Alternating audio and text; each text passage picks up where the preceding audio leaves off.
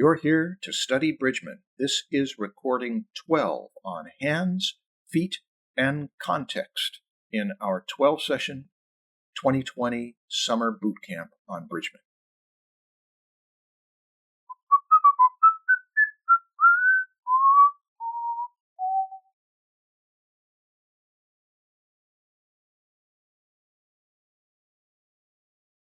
All right, it is noon. It is 12 o'clock on August 1st, 2020, our final day of the Bridgman Bootcamp, our moments in history.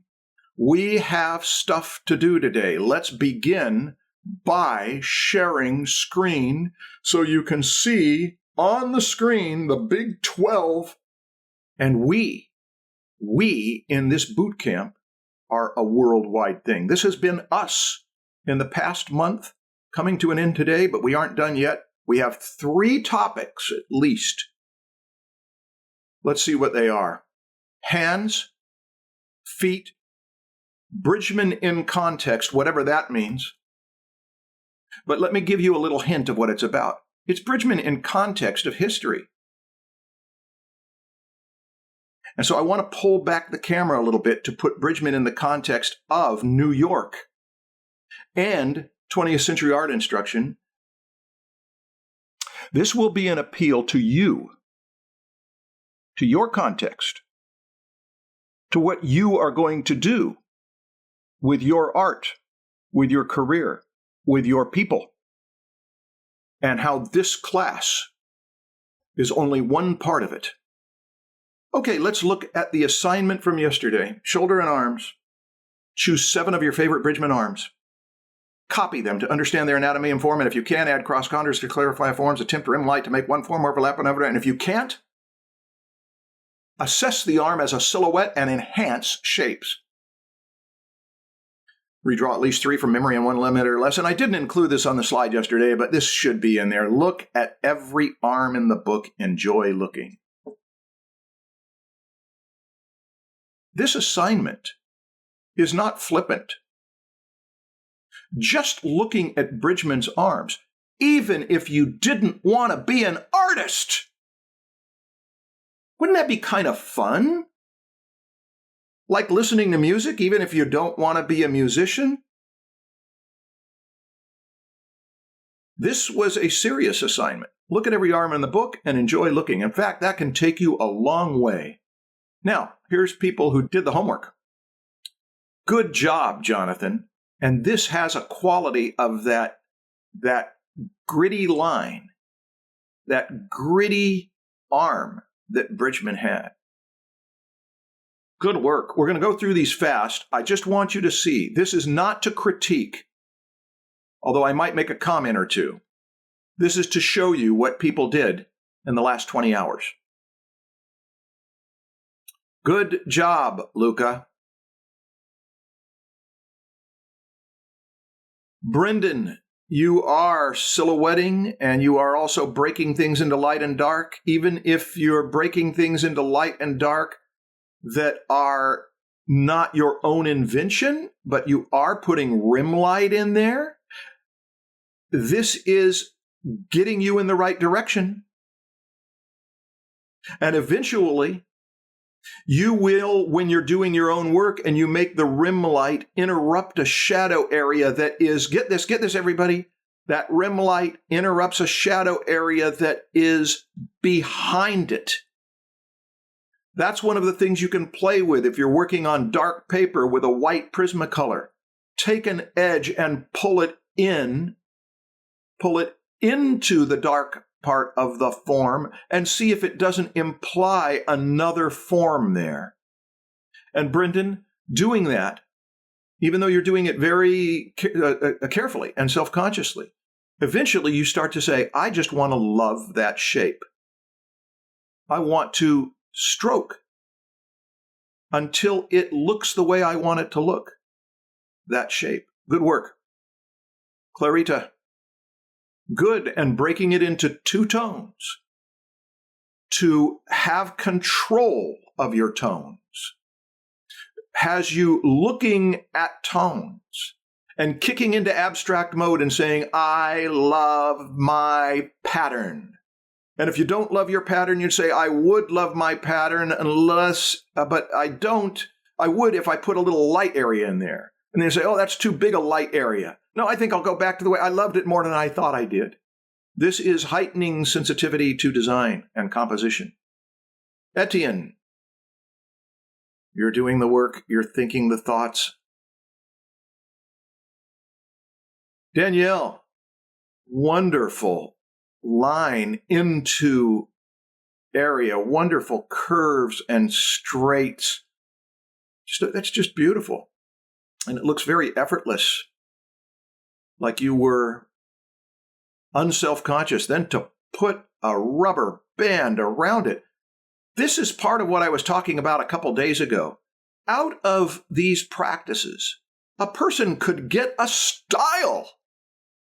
That is a really nice style. And it's not exactly Bridgman. Lily Penelope Watson, this is invested. And this too, as two opposite sides of your personality, the likes of which, when strengthened, both meet in the middle and create dynamic tension. Olivia, hey, you put it in Photoshop, Olivia, and you heighten the contrast, I think. This is easier to read. Nice technique, too.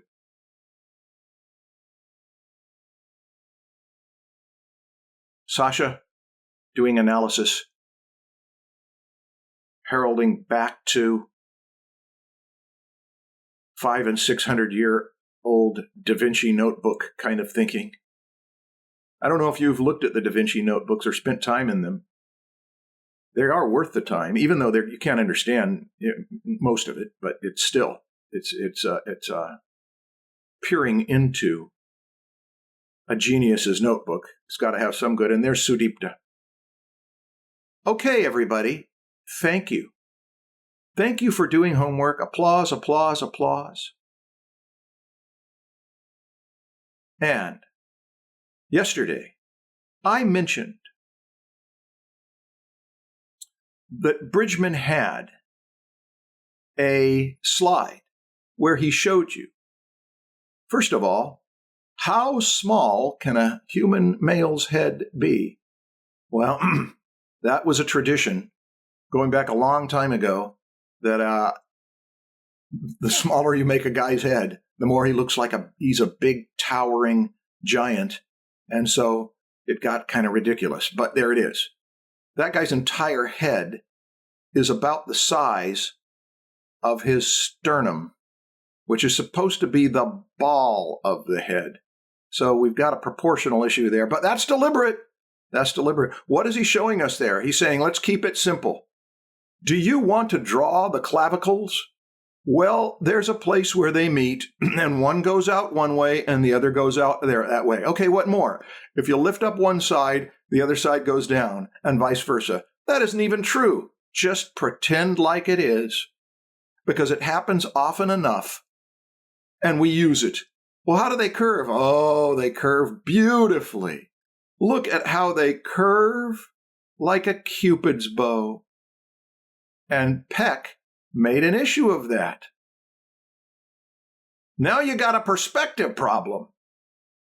Now you've got something that is going out on X and back on Z and out on X again. You've got a vector there. That's a perspective problem. Okay, I'll embrace that because I want to get that marvelous stuff like that. That looks like a pectoralis major, and that little cut underneath it tells me that he knows that the lower fibers go up higher and the higher fibers go down lower on that arm. And so you tend to get a little tuck there like you do at the edge of your mouth.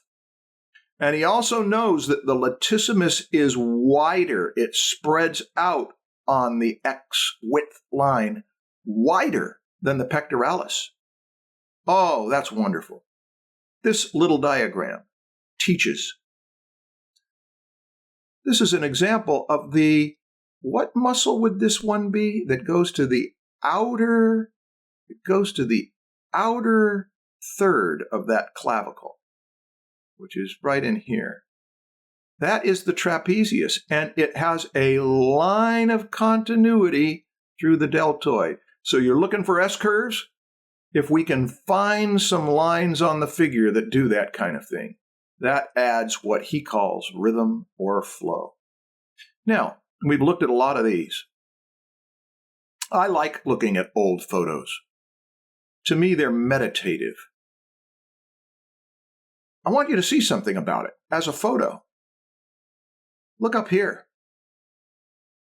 I'm having a doggone hard time seeing the trap right there and the deltoid right there. There's not much there, but because I know that it's there, I can actually see it maybe a little bit better over here, but either way, that is tough to see. But because I've looked at those plates, I know it. And this is upsampled something awful, by the way.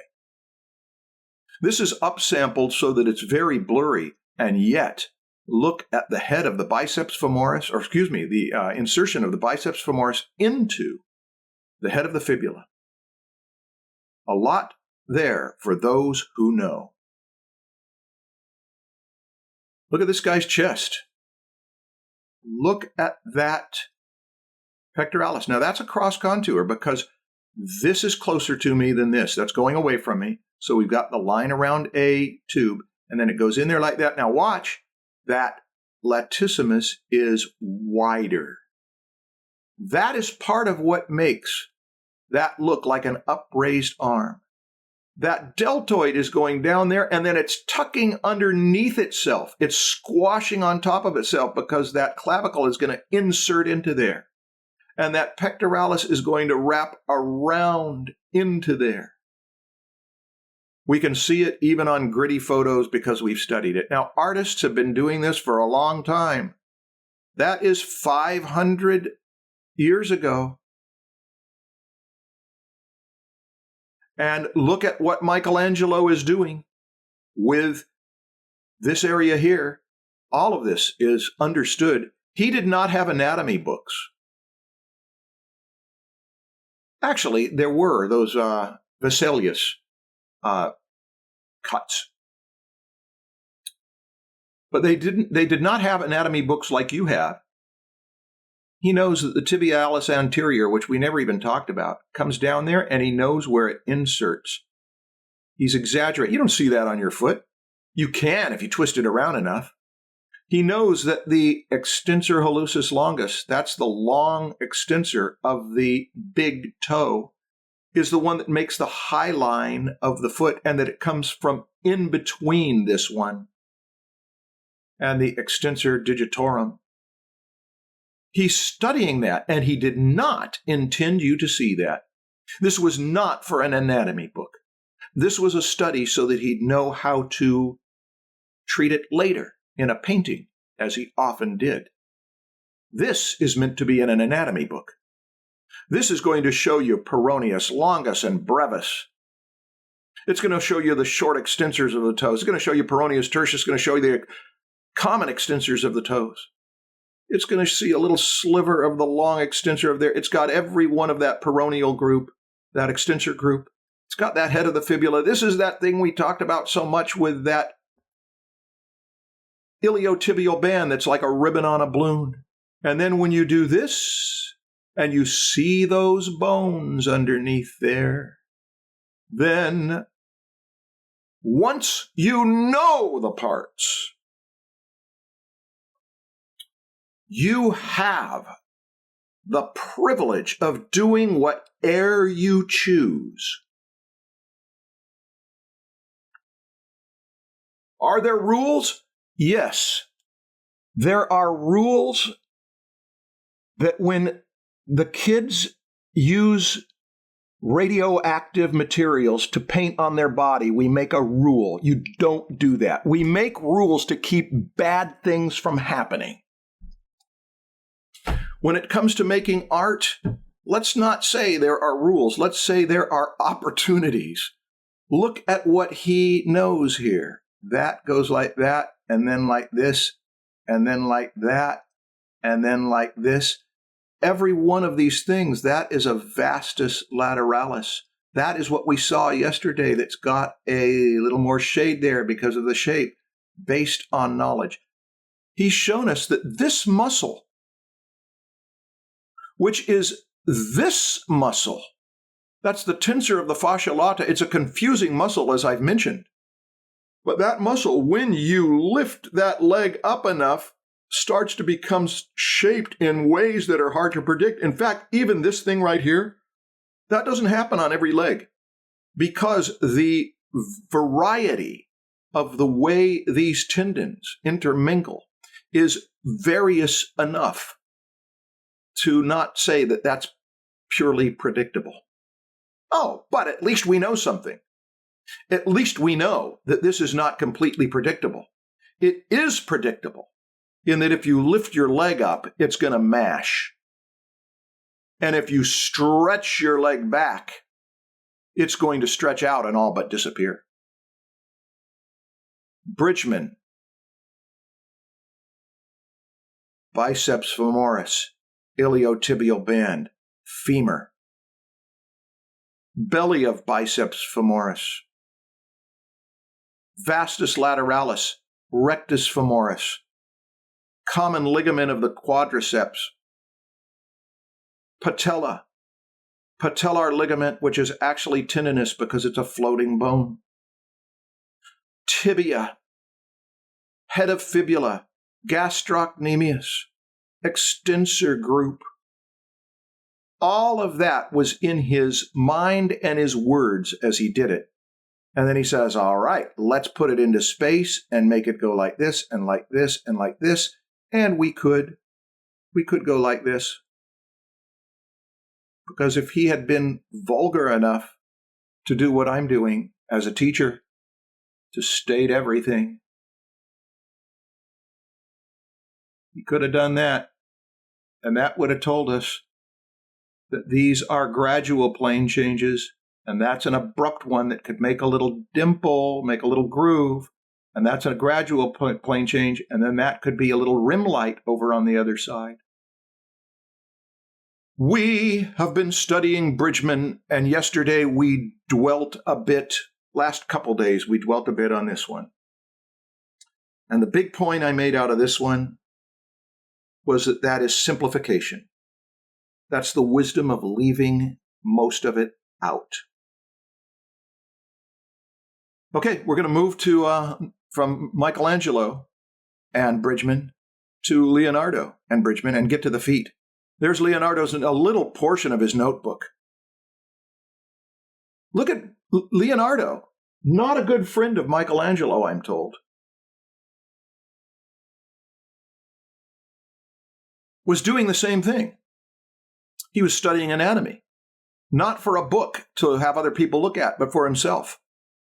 Here's a book for other people to look at. And now we're zoomed in on the feet. And now we know some things that we studied from Bridgman that are important about feet. And the main thing that we studied that was important is that all of the weight is coming down on this bone, the tibia, onto a spool bone. It's a pure spool bone. You say, how does the leg move that way as well? It moves that way because there's play in between these bones. How does it spin this way? It spins that way because there's play in between these bones, and there's a little spin up at the hip, and there's a little spin up at the knee. Somebody asked that. But the bulk of this foot is meant for walking forward, and because we walk forward, we're more likely to fall forward than back.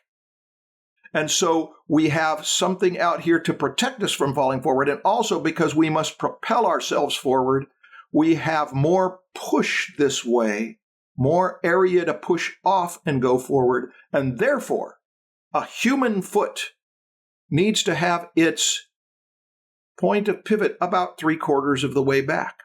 You wouldn't want to put it more than 2/3 of the way back, depending on how you're measuring, whether it's from the ball of the foot. All right, one of the things I think we talked about in here is that if you were to climb up this foot, watch this, you're this tall. How am I going to get up there? You're going to crawl on your belly And you're going to get up there and you're going to pull yourself up and you're going to go up like that. And then, oh, good, I'm up at the top. What happens if you keep going? You will fall off the cliff, because the outside of a foot is like a hill, and the inside of the foot is more like, you can try it on yourself, look at your own foot, it's more like a cliff. So if you're down here and you want to get up there, you're going to have to throw up a rope and do the Spider-Man thing up that foot. Gee, thanks, Marshall. I'm trying to teach you something you're going to learn from George Bridgman and everybody else. It's going to teach you about feet, which is the feet are not symmetrical. The feet are like a croquet wicket that would be symmetrical if it was both feet, but they get cut in half, and so we get the cliff in the middle and the incline on the lateral side. Oh, that could be useful. It's very useful. It's even evident in the bones. You can see that harsh shadow under there. There's a little roll before you fall over and die. A little slipping off of the rocks of the cliff before your timely demise for having even tried that.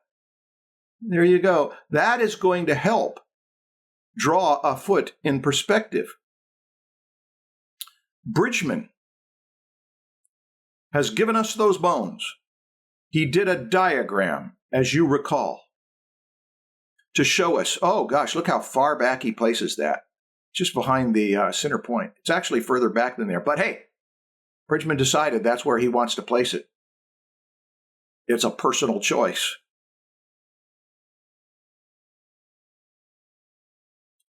Now, what else is he telling us? There is something on a foot called a longitudinal arch. And that longitudinal arch goes from the heel bone, that's the calcaneus, to the metatarsophalangeal joints, that's where the ball of the foot, as people call it, it's before the toes. That is where the weight goes. The weight does not go down on your toes until you stand on your toes. Okay, one way to look at this is that it's as if you skipped a rock and it hit the water and then it made a smaller bounce like that. That's a metaphor that could make a graceful looking design of a foot. But that's not the one that really catches people's attention. The other is a ski ramp. The ski ramp goes like that, and we're going to find that this big toe actually curls up, so that if you go down that ramp, that big toe tends to go up and fling you up into the air. Hey, that's useful. I don't see it in this slide. That's okay. We're just looking at the macro view. You see, if we start right in on this, we're going to study the foot today. Most people will recognize those as feet. But the problem with starting there is that we don't have any context. Oh, we have a little context, but also, I should tell you something. I have leapt ahead from this slide to this slide. You do not need to know all of these muscles to learn how to draw a good foot. But they are in some books, and they are there. And I do ask a rhetorical question. Why would you not want to? I've studied them a little. I'd like to study them more. They won't make me a better artist. I want to study them just because they're interesting. And also, when you wiggle your feet, if you've got someone in your life who will wiggle their feet up in front of your face as you check it out, and you compare it to the plate, you find that every one of those is really there. It's a fascinating thing. Now, we do need to know this. We do need to know the top part of a foot, because the top part of a foot, the top part of a foot is mostly bone. These bones are not subcutaneous. You can see they have tendons over them. But that, right under that extensor hallucis longus, there is bone. And these bones on the top force the shape of the foot. Okay. I think for anatomy, David Rubin's book, the one you can color in because it's on newsprint, printed cheaply, inexpensive, and I learned all the bones and muscles from this. And I know people don't like the book because of this. What a dead foot. Yeah. But you know what? This book is so simple that it is the first one on my list on my website where I'm recommending anatomy books. So those of you who say, which anatomy books do you recommend? Go to the website. I'll mention it later. Look how clear this is. He will show you the name of, and the separated muscles, and the muscles on top of the bones, and the fleshed foot, and he gets every contour on there, and he loses the form. But so what? So what if you've got an entertaining family member who is not that good at paying the bills? If you've got another family member who is not entertaining and they take care of the bills, you've got what you need. Look at this. Bridgman gives us this. That is not a dead foot. That is a foot that is simplified into strong, dynamic, expressive form. And the things that you learn from this foot, like that the fibula on the outside is lower and the tibia on the inside is higher, and he doesn't exaggerate it that much. But then when you go from that anatomical drawing to this one where Bridgman is not afraid to say, look at how I have exaggerated the shape of that crescent wrench. And you can almost feel it grip this ramp that's coming through.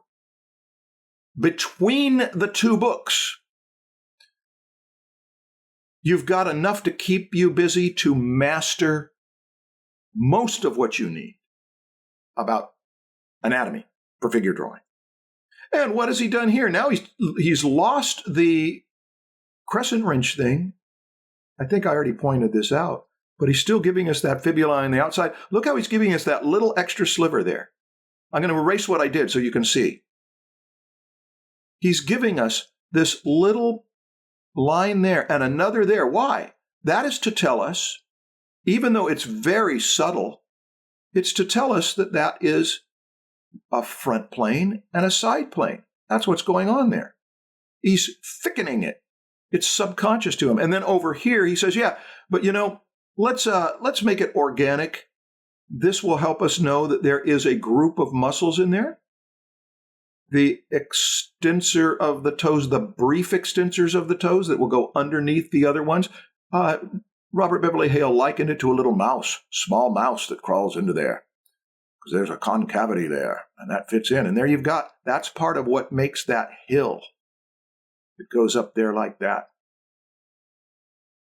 Bridgman, doing a beautiful drawing of a foot, understating, leaving out all the tendons. Watch this, everybody. Now, on the original with all the subtle charcoal, you might have seen the extensor hallucis longus run right along there. There's a little evidence of it with that line. And look here. There's a little evidence of right there. I'm going to take away. That is evidence that he cared about those tendons. Why? You could use those tendons. Those tendons could be perspective lines. Look at that, like lines on a ball that make it feel like it's going away from us. I don't mean going up. I mean going away from us, like this. That's what those lines can do. And yet, Bridgman, because he has class and taste as well as strength, understates those, whispers them. I'm going to leave that up for a minute. We've still got some time on feet, but I've been talking a lot.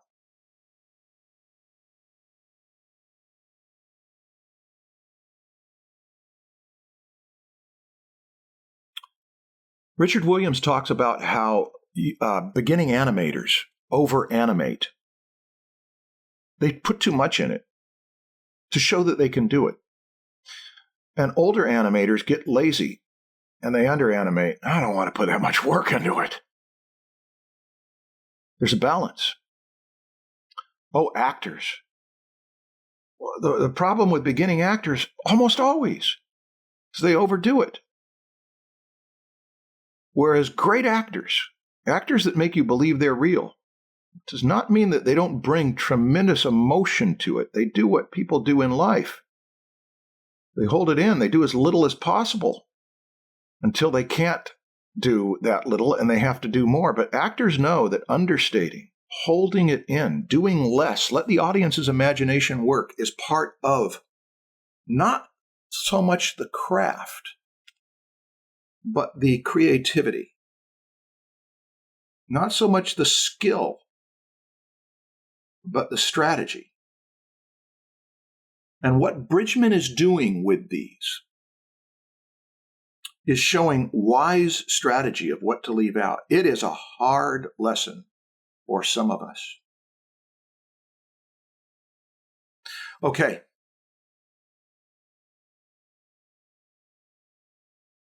Look what he's done here. This is, even if the text of these books is difficult, going from right to left, there is a teaching strategy in there. All you got to do is memorize one vertical line, two vertical lines, and a horizontal line that'll split them apart. Might as well split them apart into two horizontal lines. Oh, by the way, this moves. It can go that way, and when it does, it's going to tuck into there, and we might even put some extra lines in there because it will squash. But this is machinery. It's pretty easy. There's a gap in between there. Hey, by the way, it isn't that mechanical. It isn't that industrial. It's more organic, and so we can round these things out. Oh, by the way, when this comes toward us, look at how it's got a side plane, not just a top plane. That makes it a little more three-dimensional.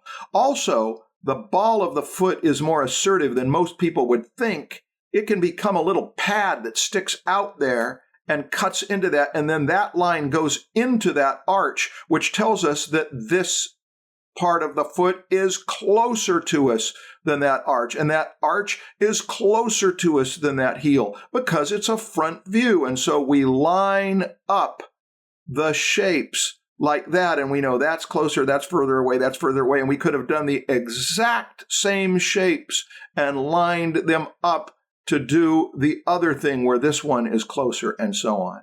That is simplicity to more complexity and a little learning that goes on in between.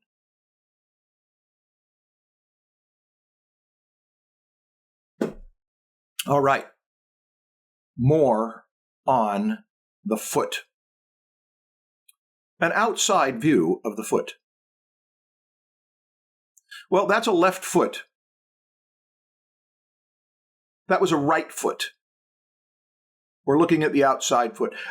Now, the double-bellied muscle here that goes from the calcaneus to the base of the metatarsal of the little toe, to the base of the first phalanx of the little toe.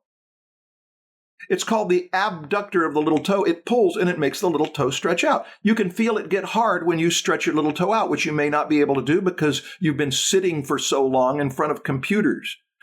And if you've been wearing shoes and walking, this little toe might as well not exist.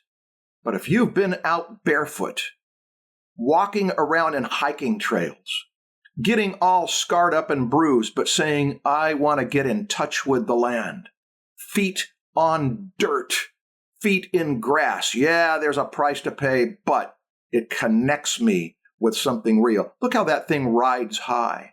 I think it was Robert Beverly Hale who suggested we don't really need it much anymore. We did at one time, probably, when we were way more barefoot than we are now.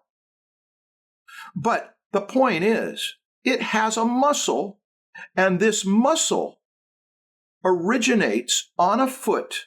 Watch this. At the end of the little toe, which is not the end of the foot, and the back of the heel, it originates halfway back. And that happens on a lot of skeletons. I've compared it over the years. Bridgman does not use that. Bridgman always places it, well, I shouldn't say always, because he never always does anything. He places it 2/3 of the way back. It makes an indentation because it's where the muscle grips at that bone, apparently for a second area of leverage, and he places it 2/3 of the way back. Hey, his thing at the beginning of this course that we read, it's to prompt you to independent and better ideas. Bridgman's actually looks kind of cool that way. You could say he's applying the rule of thirds, which is no rule at all. But it looks kind of nice that way. What else does Bridgman show us? Well, I can kind of sense that if I were, since I know how to draw a stick man this big, and I can make it look like he's surprised, my gosh, I have to climb that hill. I'm so proud of that drawing. He's going to have to crawl up there, and how do I know that? This is all blank. How do I know that it goes that way? I know that it goes that way, partly because he didn't do this, which would have looked completely different. In his thinking, he's saying that there's an egg and that these lines will curve this way on that egg. Now watch this. Somewhere in there, the line would start to get straight, and somewhere up there, it would start to go like that, and it starts to feel like the cross contour would be gradual. Bridgman left it out! And this little part here that is a little flat plateau, you could stand there. Every line on there with purpose to define form or to express rhythm. The things we saw in those great pen and ink masters, give a little break. Why give a little break there? Why open that up? Because you can. And you've closed it so many other places. And also, it's a convex. And when it's a convex, fur might spread out. We don't really have fur there so much typically, or some people do. But that would be a place where you'd open it up. Hey, how about over here? Open it up. All of that going on. This is a masterpiece of a foot drawing. I think Michelangelo would be pleased with it. What is he showing us? He's showing us a finished drawing. I think that this is kind of a show-off drawing. I think it's a show-off drawing to tell students, you want to draw like me? Look how I can draw. Teach us how. Let's start with this. I think I got it. I see it there. I see it. But hey, remember, it's not flat. It swells out a little bit. It swells out. Now, I'm doing it so that we're looking at that triangular wedge with this end closer to us, see? I could have done that triangular wedge the opposite. I could have done it with the other end closer. That determines how you do the cross contour. What's this? That's the fibula. It's just aimed straight down, but look at how thick it looks. Look how he's got the light coming basically from the front top, and so he's got a little course out of there. I'll erase it so you can see it. I'm just pointing it out. Look at how he even sees this teardrop at the end, that it starts to change direction like that, wedged onto that. And over here, he's telling us that it's something like this. A thick thing, not organic. And because there's a spool in there, it can go back like that, in which case you'll squash up here, woo, and you'll stretch out here and break that line. I don't think it's a coincidence that he broke that line twice. I think that's part of his drawing language. And you can do it the other way. Make the spool, which in this case is in a position like that. The more you put these pegs through things, that's what I was trying to get at, even if I didn't do it well, about that's a pitch. That's pitch forward. Putting a peg through something so you know what you're doing with the perspective. And then that means that's going to stretch this out, and then you'll get your extra folds of flesh on the opposite side. I am teaching you lessons in general drawing and we're using the feet. All right, we've learned something up here, no doubt about it. He treats the back portion of the heel with all of its bone, muscle. There is muscle under there. It's mostly fat pad here and thick skin. But for the most part, it's not muscle in there. Tendon that comes down there, ligaments, watch this, if we're looking up at this foot, look how that will go concave, and then the convex tendon that goes down.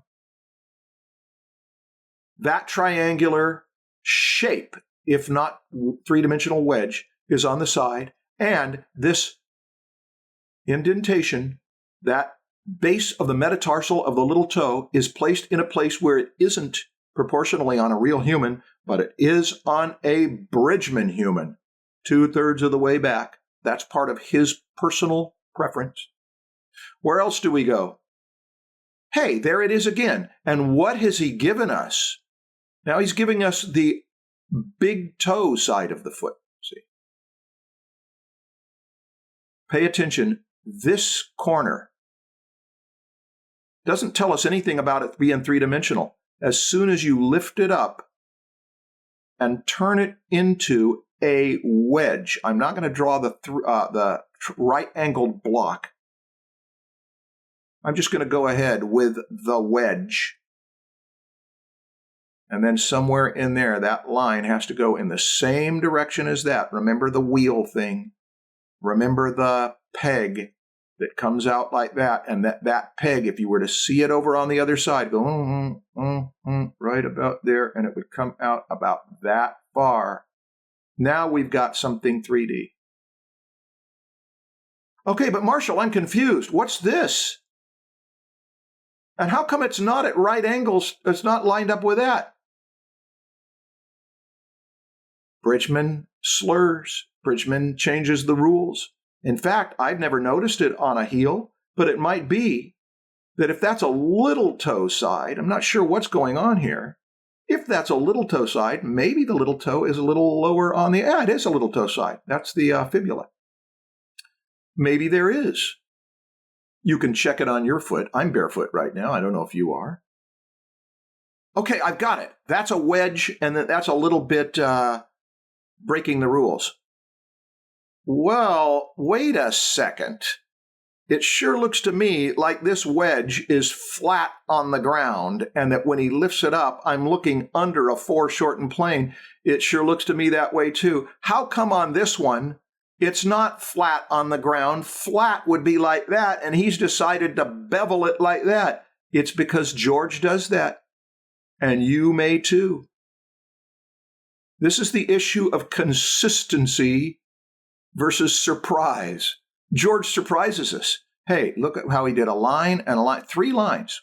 I'll make mine disappear. Look at that. 3 lines. Why? Because it's crunched. Lily, never forget it. Those of you who I've pointed out, that's something to say, I will get that in the next several hours to never forget it. Look over here. Now he's not giving us over here. He was at least giving us a plane that we could, now he's changing the rules again, and he's giving us a little megaphone. Like that. The line goes around like that. It's not hollow. I'm going to cover up that underside of the megaphone. That's not the same form. Uncle George changes the rules.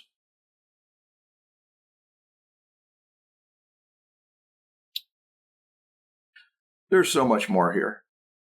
I love this. Cartoonists do this. That tells me a whole world of form in front of a thing that goes behind it. I don't know if it's exciting you. You know, people who've developed a style, a number of you in here are older. Some of you are my age, and a couple of you have even emailed me to tell you you're older than me. We're old. When you've been drawing for a long time, you get in habits. It's hard to get out of habits. Those of you who are younger and you are taking this, and you learn a few tricks of cartoonists like this, they can get you into habits of economy. And that's one example of it. Look, I know I said there's so much in here, but I just want to show you. We've got something like that, and then that goes behind it. But also look at the little breath of air. I've mentioned it before. The little bit, if you make the line get thinner as it goes, and actually practice that, and then make this line get thicker, that throws it back into the steam. That is something I never learned till I was in middle age, and my line quality was so clunky, so awkward. That's a little way to add grace. And you can see how when he goes behind it, he just lightens it up and lets go. It's a habit. Okay, what do we got? I'm going to do the cliff thing again. You've got the like that. Okay, got a little rest, little plateau there. Okay, whoa. And then over here on this side, it's like, okay, slide. No, kick at the rocks. No, you're going to, okay. Body goes out, splat. Good thing I'm using red. What else have we got? Little toe side, back of the heel. I think that could be a measuring point, and that could be a measuring point. Accounting for foreshortening or not, that thing's about 2/3 of the way back. Why? Because it's Bridgman. What about up here? Well, Hogarth has a system worked out. Goldfinger has a pretty good system. But look at that. About 1/3 is heel. About 1/4 is arch. A great big third, of which 2/3 is the ball of the foot, and the other part is the big toe. There's different ways to measure that. You'll make up your own because you are creative. This is certainly coming toward us because he's telling us that's coming toward you, that's coming toward you. See, I've told you 5 times. How many times do I have to tell you? That is telling us also. It's coming toward us. This ramp is going behind that line, in which case he's not lightening it up as he goes behind. He makes it quite dark back there. Little pocket in there. Here's the little mouse. The little mouse that can fit into there. And it's actually more like a rat. And it's going to have tendons that are going to go under there. He hasn't put the tendons in here at all. He's just said all up plane. But he has taken these, which are up planes, and he's made them dark. Why? Isn't that inconsistent? He liked how it looked. He's darkened this in pretty hard. Why? I think he's darkened it in hard because it's a squashed area, and he wants to give some tension to that. It makes it feel like that. It's radiating tension out from back there. These are all subjective calls. Look at how he had a straight line in there and then threw a concave in there. That's not going to teach you anatomy and form. That is going to teach you to rehearse some rhythms of lines. All this wonderful stuff. I love this job. I like hosting Bridgman for you.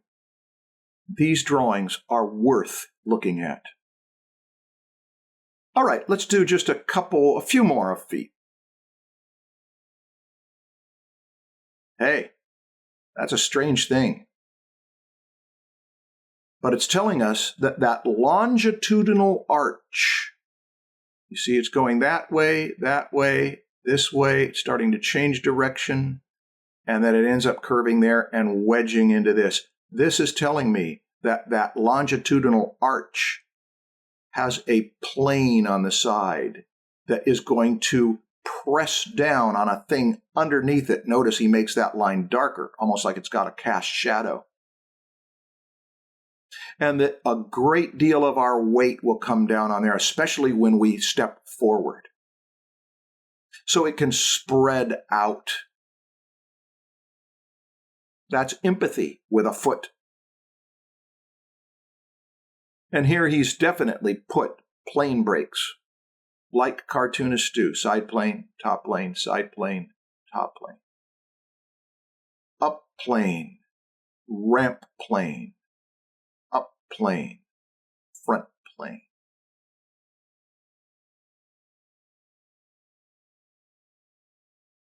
Got 3 more slides. No, 3 or 4 more slides. I'll show you my bridge in here. I'm about to wrap it up in about 3 minutes. This ball of the foot, as people call it, is a metatarsal phalangeal pad because all your weight comes down on this when you step. And therefore, there's a big pad there, and Goldfinger analyzes it very well. Robert Beverly Hales suggests that one way to draw a foot is to step out of the bathtub or the pool and look at your footprint, and you'll find that if you've got extra weight on you, it will go all the way here, like that. And if you're skinny or light, this part will not take the weight. If you're carrying something heavy, it will. And so this pad here and that pad that spreads out all the way through the front, that is padding. There's fat down there. If you can draw on the ground what the perspective would be like of a footprint. Now, here's where it's hard. Watch this. If you're not used to perspective, you're not used to paying attention to those width lines. And here's where you've got to be daring and go that way with it. And then put those toes on there. And then that will be built up 3-dimensionally as a form. That's a way to get started with how to draw a foot. The footprint underneath there, if you can see through to it. It's narrower in the back than you'd expect. Bern Hogarth has some really good stuff, even though you may not like his work. He's got some really good stuff about how to turn that into a ramp.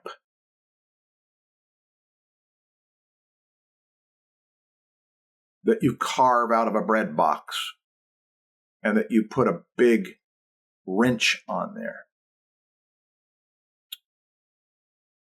Almost done with feet. We've looked at that enough. That sense of one thing gripping around another. Oh, that's so beautiful. All right, here's the last, one of the last points about feet. When he drew this one, it might have taken him 5 or 10 minutes. If he was teaching students while he was doing it, maybe 10 or 20 minutes. But if he was in a mood, if he was in the zone, he might have been doing it at this speed for the basic stuff and get the flow of those forms into there and then wrap one part into another and go like that to get that in there. And it just, the thick and thin, the rockiness, the unself-consciousness of it. That should be part of your training. And look what he did here. I'm not really sure what this is. Oh, that's where that other foot would be. I think that's what he's doing there, is that the other foot would come down there like that and cast a shadow behind itself. Sure. And it's showing you that he went foom, foom. One of them is a perspective line to place it, and that he was aiming this way and then he went that way. Why? To watch this, to give us a sense that that's coming toward us. And then to give a sense of a front plane of those toes, he's creating a bit of architecture to where that's all pretty much front plane and it curves up. Why? It feels more like it's a front plane when you curve it up. Bridgman feet, Bridgman feet, Bridgman feet. Informed by all of the bumps on that. Hey, look how this foot faces directly to our side. This faces to our side and maybe a little more forward, a little more that way. And if he were to swivel that one around there, it could have faced that way. But they're faced pretty much forward. Look at that. Well, that's because that's an athlete who knows how important, like dancers know, that this angle, which if this is a professional athlete trained, would know enough about a protractor to know that that angle and that angle have a number, because a teacher would have said, no, further out. 110 degrees, not 130. People who take it seriously as professionals would know that, and they'd work on it. That's something we did talk about. That is a side view of a leg. That is a front view of a leg, even a little swiveled out. The old photographs will do you fine to learn this. Now, that has been feet. We've spent an hour on feet. We're going to now spend a half hour on hands. How can we do that? It's too little time. Yeah, I know. Let me tell you something that we learn about hands from other teachers. We learn that the body of the hand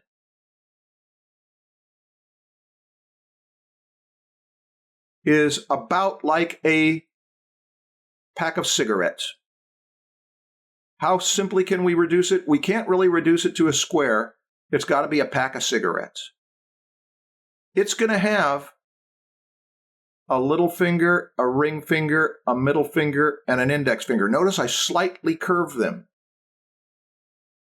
I slightly curved them because this one will curl in that way, and that one will curl in that way. They are actually lines. If it were the back of the hand, let's do the back of the hand over here, because that'll be easier, because I can do the outside of a ball. They are actually like lines on a ball that will go like that. They're going away from us this way.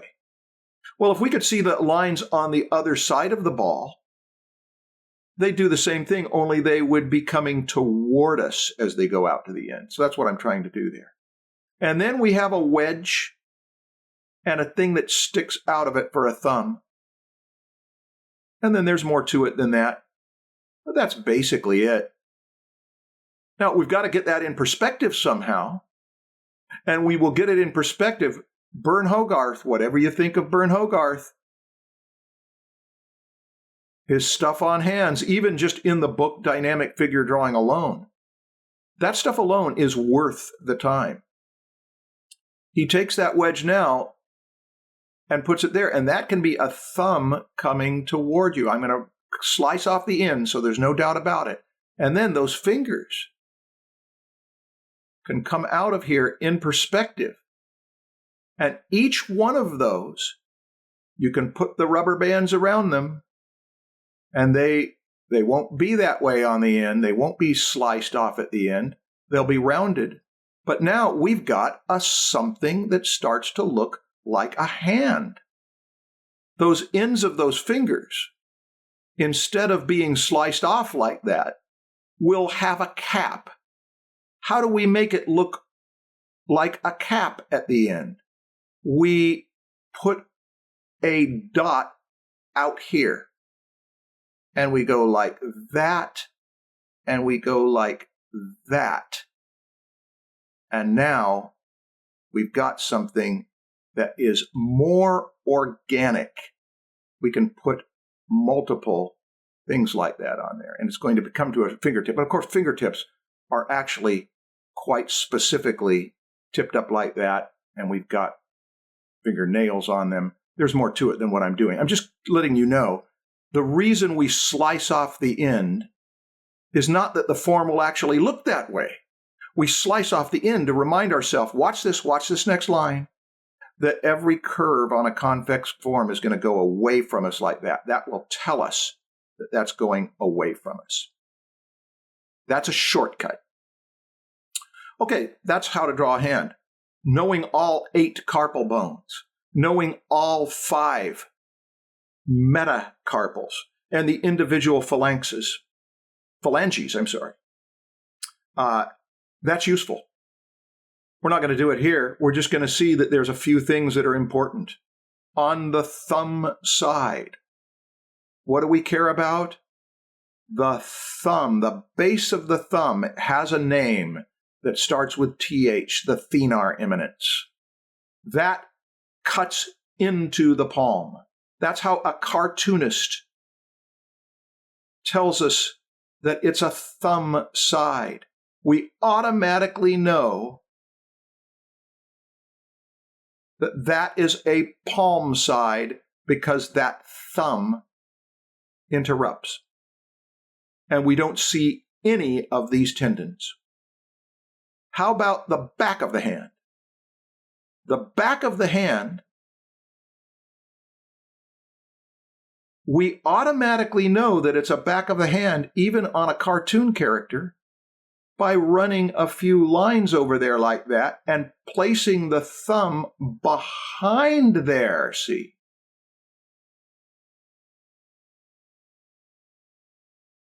Now it looks like the back of a hand. That's Mickey Mouse, many a cartoon character has had a few little lines back there.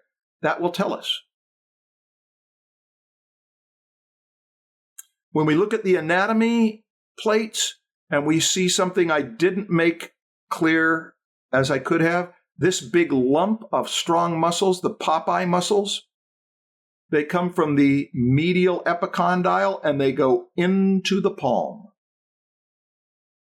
How does Bridgman treat them? Well, he's certainly got a medial epicondyle, and he's got an olecranon process, and the lateral epicondyle, off of which this muscle would come, would be over there. Let me do it a little better. He would be thinking of that as a peg that would go through there like that. See, that's a peg that would go through there like that. And the medial epicondyle, the one that sticks out so much, that's where that egg of the flexors goes into the palm. Whereas the lateral epicondyle over on the other side, we don't see it. The medial epicondyle, that is of the humerus. That's the upper arm bone. The lateral one would be, well, if you could follow that down, it would be right there. The medial epicondyle, the olecranon process of the ulna. Even here, he always is aware that that's where this complex, but we simplify it, group of flexors goes into the palm side. And when you flex, look how when you bring the body of the arm toward the shoulder, or the body of the hand toward the shoulder, that is going to block up and squash. And you can see it on these guys. Cartoon. Medial epicondyle makes an extra little bump because there's stuff in there. There's a pronator that goes over there. And look what he does. He's used this quite a bit. It's a bowling pin in a way. The big areas of meat, the muscle there, and the wires of the tendons going into there. Bicep cutting in between it. You know, the students at the LaGuardia High School of the Arts in New York of the early 20th century, which included people like Bill Elder and Al Jaffe and I think Frank Frazetta. How did they learn anatomy? I mean, they did figures where they could put lumps of muscles on it. They must have had a teacher there that just showed them a few of these things. That, where the thickness of the form goes through that way. That, where the thickness of the form goes through that way. That, where the thickness through the form goes through that way. They seemed to get it. And some of them didn't seem to know it a lot. Bill Elder didn't seem to know it a lot, but he knew it enough. That may be all you need for this. Let's go to the outside. There's that lateral epicondyle. You can't really see it typically, but if you flex your arm and feel it, get a skeleton arm. And I guess I don't have mine here. Move it around and feel that bump. Now look, that hand is in pronation. Palm down. End of the ulna, right there. Bump on the little finger side of the wrist. It's the same bone as this elbow bone, olecranon process. Underneath these extensors and closer to us, a groove between the extensors and the flexors. There's that big flexor side that's over, flexor group over on the other side, and he shows us, what did he show us? What did we study yesterday? A big muscle from up here on the humerus. It's connecting on the humerus. Where is it going?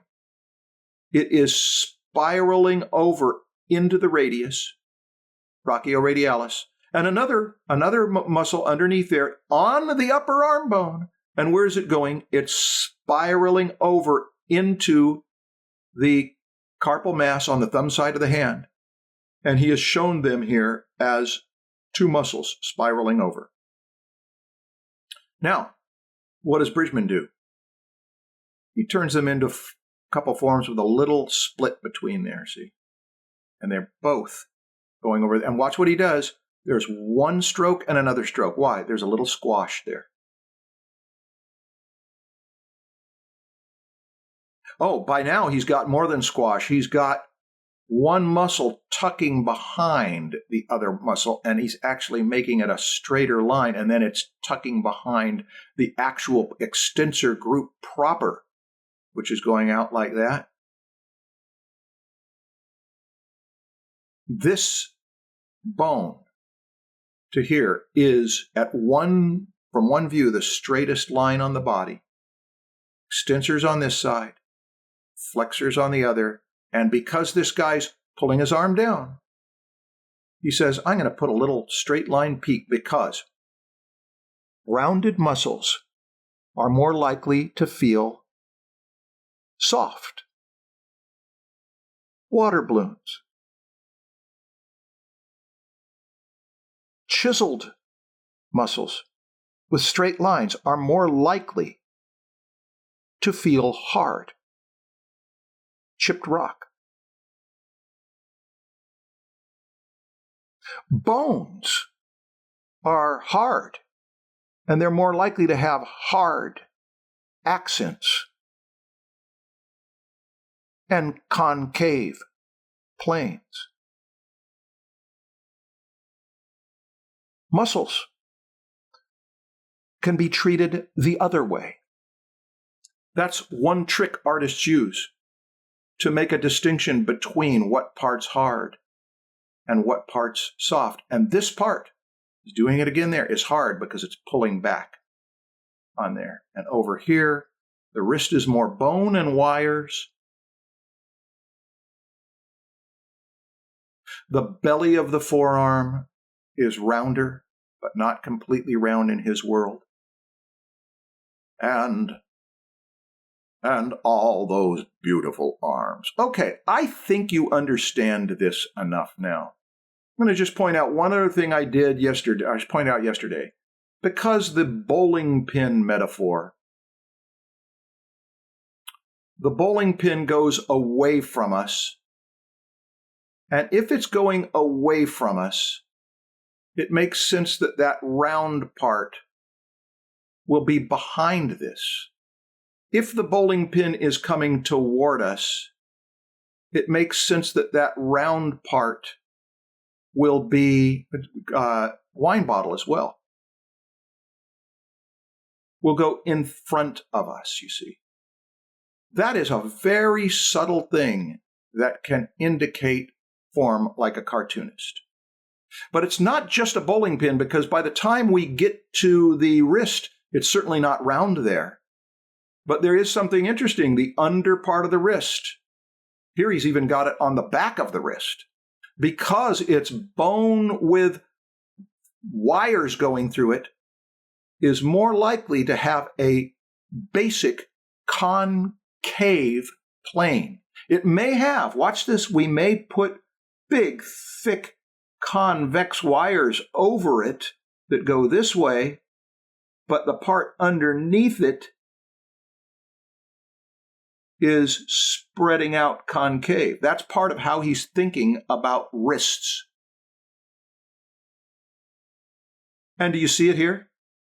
Well, there's the groove. There's the extensors. And then palm side, in this case, goes concave. Little pocket there. The position of the fingers And the fact that there's a point at about the base of the thumb here, out of which, when you spread out your palm, you'll be surprised at how everything radiates out from that point. And of course, if it does it in one position, it could very well do it in perspective, but as soon as you move this thumb toward us, or you move that little finger toward us, they might get confusing because they all crowd together and cover each other when they're foreshortened. I'm going to spend about 8 to 10 more minutes on hands here. I want to show you something important about the little finger side of the hand. The little finger side of the hand is where the ulna is. You know this if you've studied. That's a prone hand. The ulna goes from the elbow to the little finger side. In this case, the radius goes from the outside and crosses over to the other side because it's prone. Now, here's what I want you to see. There's a bump right there. Anyone know what that bump is? You've said it before. I've asked you before. The tendon of the flexor carpi ulnaris aims. It pulls it back. It helps a horse run. The pisiform bone, the size of a pea on you. And it is important as the end of this ulna is important because they make a blocky end to the wrist. And an artist cannot draw a good hand unless they are aware of 2 points, the end of the ulna and the pisiform bone in there, because you will get a block. This isn't the best use of it. Let me show you. That is the end of the ulna. Underneath there is a pisiform bone. That is the end of the ulna. Underneath there is a pisiform bone. When this pulls, watch this next line. Like that is quite even concave. Do it on yourself and look. Gosh, you can see it on me. It's a concave at that little finger side of the hand. Bridgman shows us the pisiform bone. Pull on it. We know there's an end of the ulna and a pisiform bone. A line goes like that, and then it might go like that to give that blocky wrist. There's another thing about this pisiform bone. It's under the base of the other thing on a palm. We've got a thenar eminence, that's for the thumb. And we have over here a few muscles that are the hypothenar eminence. They include this one on the outside, which is really important. We have the abductor of the little toe on the heel of the foot, on the outside of the foot. We have an abductor digiti minimi there, and when it pulls, it takes that little finger out there. You can feel it on you. If you pull your little finger out, feel how it gets hard on the little finger side of the wrist. Now that hypothenar eminence is a bigger deal than most people who have not drawn hands know. It's large. It's bigger than many noses. And watch what it has. We have a convex back of the hand there. And then we have an up plane and a down plane. It's on the outside little finger area. It's as big as the little finger. Look at that. A side plane, a top plane, and then that nice soft cigarette pack. It's a soft cigarette pack, not a hard cigarette pack, for those of you who love cigarettes. Or don't, but smoke them. And it curves like that. Actually, this one is curved a little different. This one is curved more like this and like that, because we can see this plane, and over here it's hidden. This is that side plane of the cigarette pack. And that side of the cigarette pack, look at this, folks. Here it's like a great big stretched out egg. Got little core shadow like that, but it's definitely thick. Then a side view, and then so on. When that flexor carpi ulnaris pulls on that pisiform bone, which is further along than the end of the ulna, it's down in there, this hypothenar eminence, I think it's like that. That cigarette pack has a curve to the front plane, and that is out of which those fingers will emerge. Oh, couldn't get a better drawing for it than that. It's got it all. It's expressive. It's detailed here enough to say there's an end of the ulna in there. There's a pisiform bone under there. There's a strong cord pulling on that pisiform bone. There is that big, thick thenar eminence there. And you can see a little concavity there as it goes like this and like that and like that. He's turned it into a cartoon here. You know, the Book of 100 Hands, Bridgman's book, is, somebody said, it's the only book. I'm going to stop sharing for a moment. Somebody said this is the only book that they know that you can study upside down and it'll be fine, because hands can come at you from all positions. Look at that. It's an upside down book. Still, I understand enough about those to do it. Sideways, whatever. So you can throw people off when you sit in public and you read your book upside down. They'll never know that you're the genius. Put your hand in that position. Feel that cord. Feel the cord on the back. Get some light. Feeling it is as good as anything else. Get some light on your wrist and locate these things. That can make a difference in your awareness that they exist. All right, we're almost done. Oh, chiseled. Chiseled. He made a straight line there to say, I'm not saying it's a gradual plane at that point. I'm saying when it's pulled this tight, it turns into a block.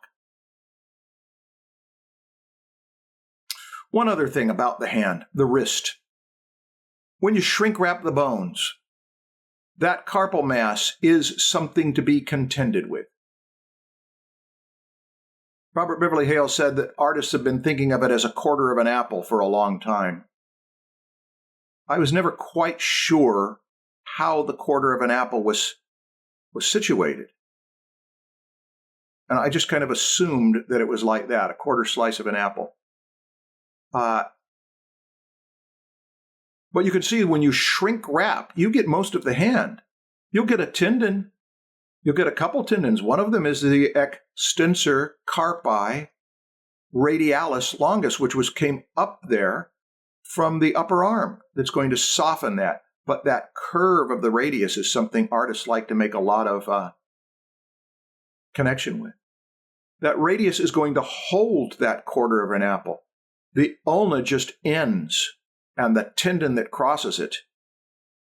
Somebody said the elbow belongs to the ulna, and the radius belongs to the hand. See, that radius connects with that carpal mass. This ulna does not. There's a space between them. That can be exaggerated.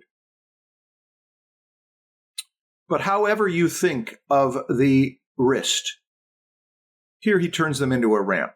Now, we've run out of time for this. I guess what I'm doing is just showing you stuff you already know. If you've studied anatomy, everybody refers to these things. Every part has a form. The wrist is blocky. the quarter of an apple, or in this case, a wedge that cuts into a platform that in this case looks quite flat. A cigarette pack that is chiseled this way. And we would put a center line on there, because that's always wise, and see how it would go there, where it hits. But then we want to make it more like a hand and make it more organic. Maybe soften some parts, harden others.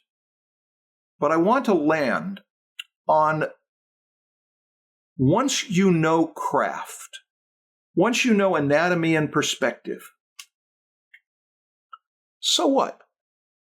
Oh, it's a pretty big deal. It means you can draw out of your imagination. Yeah, but we want to draw out of our imagination in a way that evokes feeling. And this is something that's been on a number of your minds this week. You can treat a hand all sorts of different ways. That looks like a Da Vinci hand in a lot of ways. It wasn't Da Vinci, it was Bridgman. Looks like some Michelangelo hand. It's got a little of a Raphael in it. It's got an old Renaissance quality to it. Well, that's partly because he studied that. That's called a touchstone. When you study other artists, you assimilate their ways of doing things. But then there is a Bridgman thing going on, where he says, I am thinking of this as a rock that you wouldn't want to get hit by. Are you sure he was thinking that? No, but it sure looks that way to me. But he was encouraging us to think of the hand as something other than what it literally is, to understand how to draw it, to understand how it works. He has a page where he gives you 3 things you can think of. It's a scoop. Well, certainly it's a scoop. People didn't start drinking water out of cups. They started drinking water out of scoops with their hand. It's a tongs. It picks up a kid by the nape of its neck and lifts them. It's a hook that way too. And these things not only give us a functional insight about a hand, they also can be a poetic approach to a hand. When studying the body or anything else, seek comparisons. That can help you with drafting. But it's really one of the great secrets of a creative approach to something. When you compare any part of the body to a pillar, or a lever, or a tree trunk, or stilts, or a robot, or ice tongs, or a bridge, or a drill punch, or a beach ball, or hammers. When you compare any part of the body to some other thing that is useful for your purpose, or interesting, or entertaining, or insightful, then you're on the territory not of drafting, but of design and creativity. This is worth nurturing. But if there was one metaphor for learning the hand or learning the foot, it would be to compare them to each other.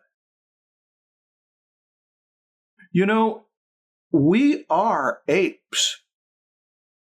If you've seen how chimpanzees have a big toe that is like a thumb that goes out there, you would never know that a chimpanzee's big toe wasn't a thumb. It looks like a thumb. We've got that in us too. That's how it works on a chimpanzee's foot. And so to look at a foot and see how it's similar, it's got a heel, it's got a convex arch this way, it's got a thing that, hey, it even goes up like a ski ramp, the way the thumb goes that way, and the other one's curled down like fingers. That can give you insight into either. I commend to you that when you study feet and hands, that you study them together. Oh, we saw this at the beginning of our course. Look at how those flexors go underneath there to the palm. They're going underneath, and that extensor group and that radius is crossing over. Look at how he left out the foreshortening marks on here. And in leaving them out, it looks confusing. But he sure knows. He sure knows that things are coming toward us, and that thumb is going out there like that. He is aware that that shading would be on that palm underneath there, and that's just a very difficult to draw position of a foreshortened hand. But he dared to do it. Okay, we have done something. We have studied the hands and feet, according to Bridgman. I'm going to move into Bridgman in context, but I'm going to just I'm only going to pull back just far enough to look at our Bridgman studies so far. We'll end with this for the feet. If drawing this from scratch, I'm going to talk for about 4 or 5 minutes, putting our drawing lessons in context. If drawing this from scratch threatens you, you may be inclined, as I am, to say, I'll just trace over it. That way I don't have to worry about where everything is. I can just put my lines on there, and I love to draw lines. Lines are easy. Lines are like making noises. They don't have to mean anything.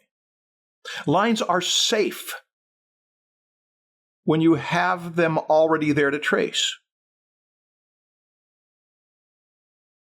The hard part is to come up with something you can decorate later. The hard part is to come up with good ideas for lines. If you have an aversion to coming up with your own ideas and you'd rather just trace over it, you may not learn much from Bridgman. There is a big lesson from Bridgman about drawing from scratch. Some of the biggest lessons in Bridgman are how to draw from scratch. That's what he was doing, that you come up with this out of your imagination. There's a few things that it requires. You can write this down if you're taking notes. I've got a train of thought I'm going on here. You could trace over that, make beautiful lines, great. You're not going to learn much. You might just make beautiful lines. But if you're going to learn, one skill that you want to develop is the skill to know how to draw a block like this in varying positions. If you skip over that, good luck. To invent and not be able to draw the block, I don't know how you do it. To be able to draw a cylinder, look at this, and that's a portion of a cylinder. It's a half a wheel. In this position and slice through it. And then how to wedge a three-dimensional puzzle onto that cylinder. Look at how we've got this and this. We've got portions that are stuck into it and pulled out of it. The heel and the big toe side of the foot. That's the first thing. It takes knowing how to draw these simple forms, but knowing how isn't enough. Let me tell you the next thing. It takes courage. I know that I avoided some important things in my training out of cowardice. And I have a strong suspicion that I've had some students who did not learn to draw because they were just too afraid. We have to be brave enough, listen to what I'm saying, we have to be brave enough to do it poorly. That's where the fear is. What if I suck at this? If we're brave enough to do it poorly and keep adjusting until we do it less poorly, that's courage. Okay, I'll suck. I can live with it. I'll get better later. I'll keep trying. Here's a third thing. It takes responsibility. It means that we have to make choices. Oh gosh, I get that all the time. I don't know what to do. I don't know how to. We have to make choices. I'm finishing a class on creativity that's been 8 weeks this summer at CDA. Creativity Lessons from Master Filmmakers. The first big point in the first meeting is that all creative people, they have all sorts of things not in common. There is such a diversity of creative people. What do they all have in common? They all have this in common. They are decisive. You cannot be creative unless at some point in the process you become decisive. That's one thing. There's no debating. Some people aren't decisive at first, and they become decisive later. Well, that takes responsibility to make choices and decide that the block is going to be here or here, but the bigger deal is that we decide that this whole portion of this big toe section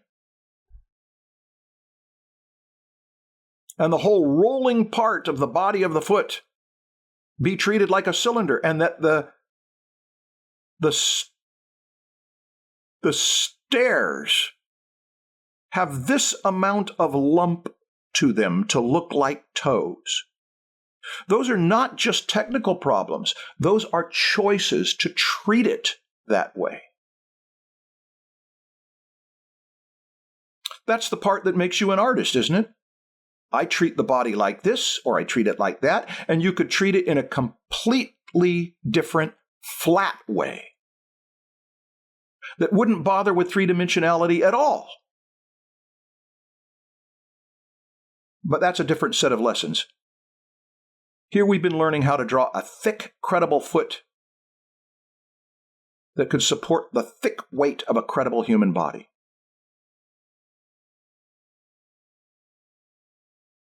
We could just trace over it and make a beautiful drawing.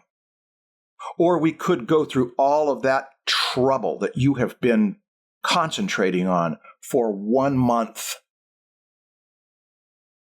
And then when we understand what he's doing with legs and can recreate it and then exaggerate it, to dare to exaggerate it is in exaggeration that we find that personal form language. That takes some courage too.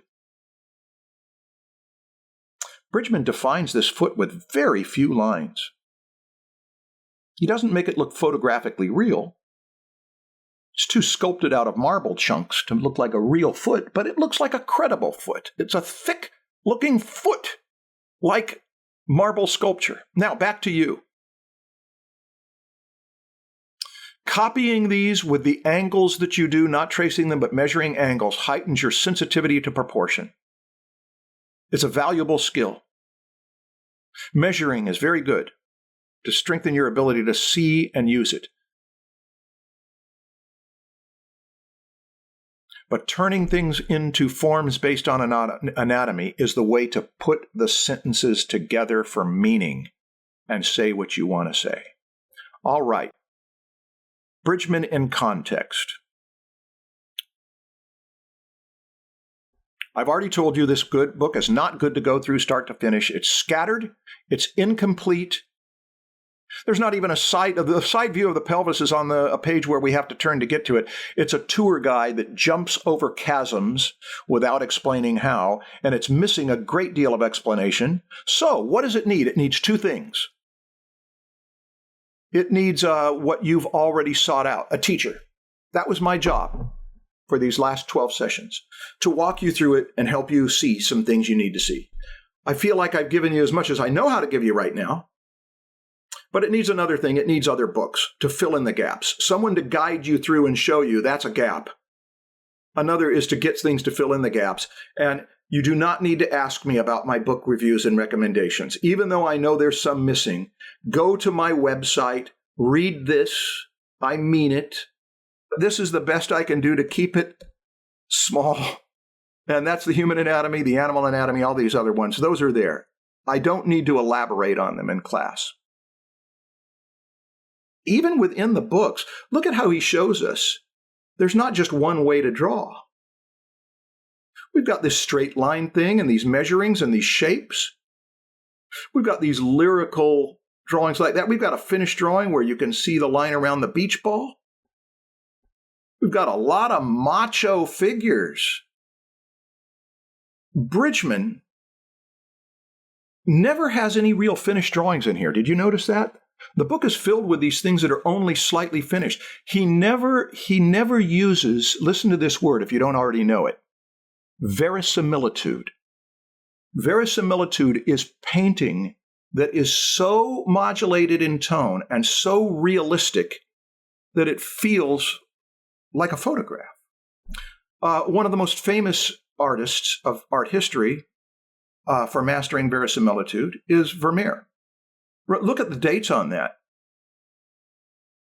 Better part of 4 centuries ago, and people had never seen photographs, but if they'd seen Vermeer, look at that hand. Look at the light on that hand. That's what Dorian Eaton will teach you, and Joseph Todorovich will teach you. Bridgman doesn't do that. That limits him. It's okay. Bridgman's stuff is blocky. It's strong on the spectrum of artists. It's lacking verisimilitude. It's certainly early 20th century New York. Any of you know who George Bellows is? George Bellows' stuff reminds me of Bridgman. He was working at the same time Bridgman was. I don't know that he was. I mean, actually, he died 5 years after Bridgman's first book. But look at these. We've got masculine, physically strong, assertive, punchy guys. That's the main stuff I knew was George Bellows' boxers. But, he did wonderful New York family scenes, people in the streets and families and that kind of thing, and just great characterization. Look at that kid. Look at those characters. But it's the same language.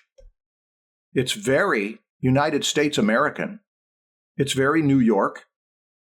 And it's quite Bridgman. And it's the stuff around him. A lot of street scenes. That's of an era. Bridgman fits into this era, although Bridgman's stuff is not comic. I'm showing you some stuff around him. We could spend a lot of time showing you stuff around him, but we've done a little. And you can do more. The Ashcan School, Robert Henry, that bunch. George Bellows was part of that group. That's art history. His teaching legacy. You know that one of the teachers who followed him up was Gustav Rehberger. Any of you know who that is? Gustav Rehberger is this man who taught at the Art Students League. He was from Chicago, and he was an illustrator. But he taught for about 20 years at Art Students League. Look how he's teaching similar things. One of his students, whom I know, who's my age, went to study with him and said that he would actually play Beethoven and draw to Beethoven. And he looks a bit like Beethoven. Let me show you what his work was like. You can see it's got Bridgman in it, but it's even more dynamic. Bridgman can be a starting point. By the way, the student who studied with Gustav Rehberger that I know is Peter de Sève.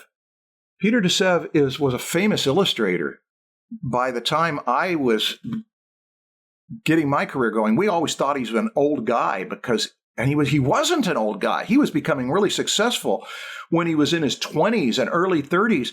And I think a good deal of why. He told me about how his mom used to drive him into Rehberger's class. He was getting this kind of training secondhand, but at the Art Students League, so that when he was a new illustrator, he could make stuff up like that out of his imagination. My golly. Now, folks, that is a vein. That is a style. That is a place in an era and a language. It could have been completely different. Your touchstones may not be Bridgman.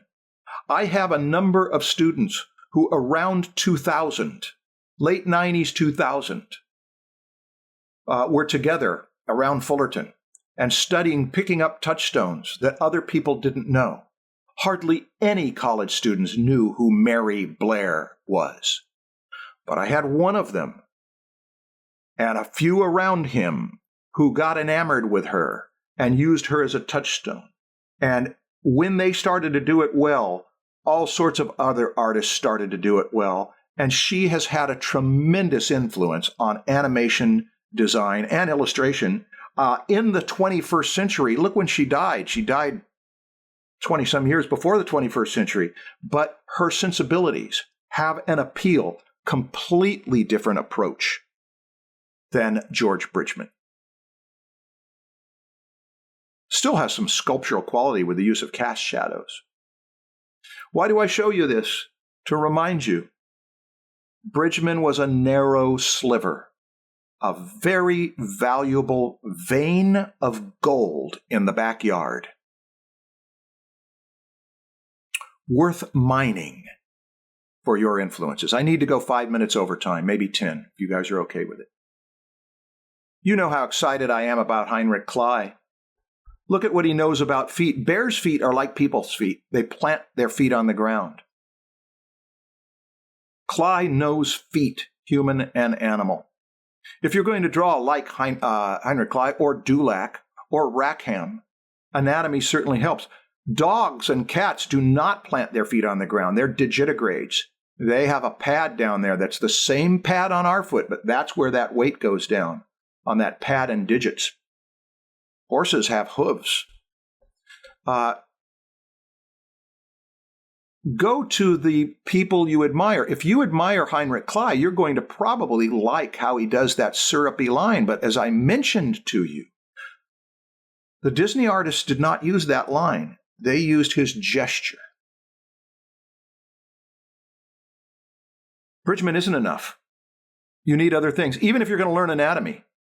Why does Marshall recommend The Human Figure as the first one by David Rubens? Because when you combine it with Bridgman, you have a yin-yang.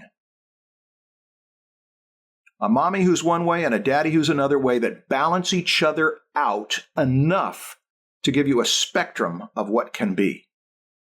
If you don't get that in your immediate family, you've got to go out and get it from somebody else. That's why I recommend it. I could recommend to get away from this kind of accurate anatomy and mess around with dream anatomy altogether. Can that be done well? Well, look at that. I don't know who did that. I mean, that looks like Albrecht Dürer's signature, but it doesn't look quite like Albrecht Dürer's signature. It might be somebody pretending to be Albrecht Dürer. I don't know. But my favorite of the skeleton drawers that does not follow the rules of perspective and anatomy according to Renaissance tradition at all, but is one of the great skeleton drawers that's on the same continent that I'm on, but was a little south. Any of you know Jose Guadalupe Posada? Look at those skeletons. I remember when I first saw these. I wasn't that excited about them when I was in my early 20s. Rick Griffin was, and I admired Rick Griffin. Oh, man, that guy's great. That guy's great. Yeah, you need to look at his stuff.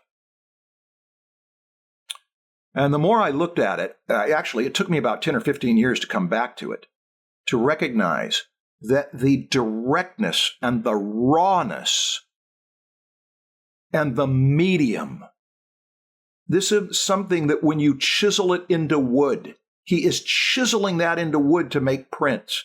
There is something about chiseling it, that the very act of it is violent into the wood that makes it so that there's a kind of serious business about these. There is some perspective in there. Now, I'm showing you this partly to balance out any sense that it's got to be one way. But for another reason. I am encouraging you, just for a few minutes here, but more later, that this list, you've been studying anatomy and form and a little about proportion, but a lot about proportion that make up your own things. A little bit about rendering and light and shade, and very little about technique. What's technique? Technique is that Heinrich Kley worked in pen and ink, and Jose Posada worked in woodcuts. And Heinrich Kley also worked in watercolor and gouache and oil and pen and ink and pencil. Look at that technique. And Beatrix Potter, working in pen and ink over on the left, and Constable in pen and ink in the middle, and Harrison Cady in pen and ink on the right, and yet they all look different. They're all individual. Technique is a big part of the context of your entire art education. We talked a good deal about gesture, including of technique, the straight and curved lines, but also the empathy with the figure, and that relates to the graphic design. We've talked very little about the character, but a little about the athletes, the stone-faced guys. When we talk about design, graphic, we're talking about composition, but composition relates to everything. Color, hey, making a living. We didn't talk about that at all. So here's what I want to leave you with. We covered a lot, but it was limited. Well, everybody, there it's been. Very real energy bouncing off of satellites to hang out together miraculously. We must say goodbye for a time. Not permanently, I hope. I hope to see you again if what I have to offer you is going to take you toward your goals. If not, go learn from others or tune out teachers altogether and work on your own treasures and come back to teachers only as they serve you. I hope that you do good work, and I hope that the time that you spent studying George Bridgman will, as you look back on 2020 as a decade back then, that this will have been important in finding your best skills. See you all again. Bye. That was summer 2020, back when we didn't know what would happen. Here you are, still alive. I hope this contributed to your skills. I hope it pointed you to other skill builders. If you want more from me, go to marshallart.com to see what I have ready now, and subscribe to my announcement list to see what I'll have for you later.